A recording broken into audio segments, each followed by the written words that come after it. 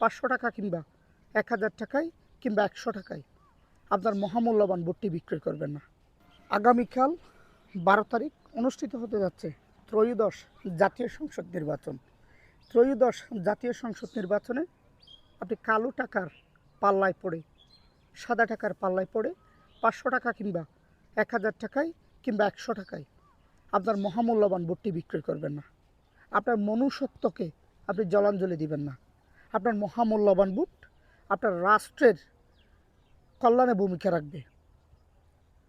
আমরা ঘরে একটি গরু পাললে সেটা বছর শেষে 1 লক্ষ টাকা বিক্রি করা যায়। একটি ছাগল পাললে আমরা সেটি 15 থেকে 20,000 টাকায় আমরা বিক্রি করতে পারি। আপনি মানুষ, 5 বছরের জন্য আপনি 500 টাকায় নিজেকে বিক্রি করবেন না।